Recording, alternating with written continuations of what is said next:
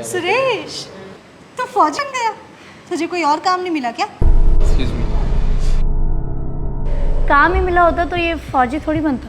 इस देश में जिन लोगों को कोई काम धंधा नहीं ना मिलता, वो लोग फौज में जाके भर्ती हो जाते हैं। क्या जरूरत थी इसे फौजी बनने की? पढ़ाई लिखाई तो इनसे होती है नहीं, फिर इसीलिए इन्हें जॉब नहीं मिलती। और इसके बाद ये गवर्नमेंट जॉब के नाम पे ये सोचते हैं चलो फौज में भर्ती हो जाते हैं। तो पार्टी में ये कार्टून क्यों बन के आया? नॉर्मल कपड़े डालता तो भी तुझे एंट्री दे देते ये।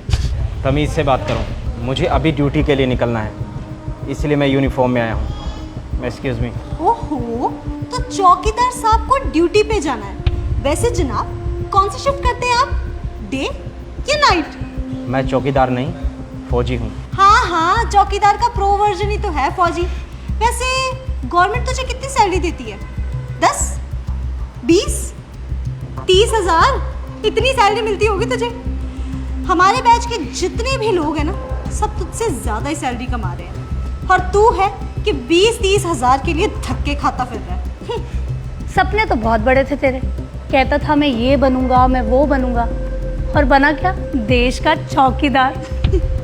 वैसे ये रेस्टोरेंट देख रहे हैं, ये रेस्टोरेंट भी ना मेरे पापा का है, और यहाँ के वेटर्स भी ना तुझसे ज़्यादा पैसे कमा रहे होंगे। रुक, डेमो दिखाती हूँ। वेटर जी मैम। इधर आना। क्या नाम है तुम्हारा? राम प्रकाश मैम। तो राम प्रकाश, कितनी सैलरी है तुम्हारी? Ma'am salary don't hesitate, please tell. 35,000 ma'am.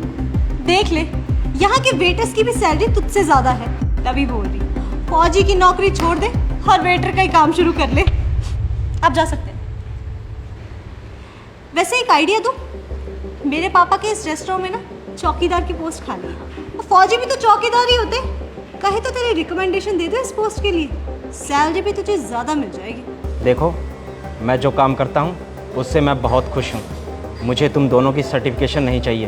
अरे मान जा मेरी बात, कुछ नहीं रखा है इस फौजी की नौकरी में। यहाँ जितने भी लोग तुझे नजर आ रहे हैं ना, सब वेल सेटल्ड है। किसी का खुद का बिजनेस है, किसी के होटल्स है, तो कोई फॉरेन में रहता है। सब सेट है अपनी अपनी लाइफ में, और तू है कि कुछ हजारों रुपए की जॉब के नाम पे गुलामी करता फिर रहा है।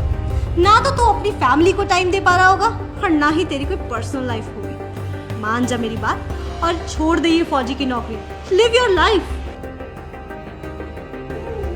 ये पुलिस यहाँ क्यों आई है? पता नहीं, एक मिनट रुक, मैं देखती हूँ। रामपाल, हर एक बंदे की तलाशी होनी चाहिए, जितने भी खड़े हैं सबकी तलाशी ले। ये आप क्या कर रहे हैं? पार्टी बंद करो मैडम। अरे आप ऐसे कैसे पार्टी बंद करवा सकते हैं? मैडम, हमें ऊपर से कंप्लेंट आई है कि इस पार्टी में ड्रग्स चल रहे हैं, तो आपको ये पार्टी अभी कभी बंद करनी पड़ेगी। तुम्हें पता भी है मेरे पापा कौन है? राजीव चड्डा। ये रेस्टोरेंट ना उन्हीं का है। आपके पापा जो कोई भी हो, हमें ऊपर से ऑर्डर आए हैं। तुम ऐसे नहीं मानो। रुको, अभी तुम्हारी पापा से बात करवाती हूँ। मैडम, अगर आप पुलिस के काम में दिक्कत करेंगी तो मजबूरन मुझे आपको गिरफ्तार करना पड़ेगा। हमें हमारा काम करने दीजिए। ये आप कैसी बातें कर रहे हैं? आप मुझे ऐसे कैसे अरेस्ट कर सकते हैं? क्या हुआ इंस्पेक्टर साहब, कोई प्रॉब्लम है? जय हिंद सर। जय हिंद। सर, आप यहाँ कैसे? वो दरअसल मैं आज अपने कॉलेज की रीयूनियन पार्टी में आया हुआ था, और ये मेरी क्लासमेट है। क्यों, क्या बात हुई? सर, हमें कंप्लेंट मिली थी कि इस पार्टी में ड्रग्स चल रहे हैं, लेकिन आपको यहाँ देख के लग रहा है कि शायद हमें किसी ने गलत खबर दी है, क्योंकि जहाँ एक देश का फौजी होता है वहाँ कोई गलत काम कैसे हो सकता है। सॉरी मैडम, अगर हमारी वजह से आपको कोई परेशानी हुई हो तो। जय हिंद सर। ये इज्जत होती है एक देश के चौकीदार की। भले ही यहाँ सब ने बेशुमार पैसा कमाया हो, लेकिन मैंने फौजी बनकर इज्जत कमाई है, जो आज तुम्हारे इन पैसों पर भारी पड़ गई। ये नौकरी मैं अपनी खुशी से करता हूँ, क्योंकि मुझे अपने देश से प्यार है। एक फौजी अगर पैसों के लिए फौजी बनता तो 20-30 हज़ार के लिए अपने सीने पर गोली नहीं खाता। मैं देता हूँ तुम्हें 1 लाख, क्या तुम पैसों के लिए अपने सीने पर गोली खा लोगी? नहीं ना। लेकिन हम नहीं डरते। हम ये नहीं सोचते कि हमारे बाद हमारे परिवार का क्या होगा।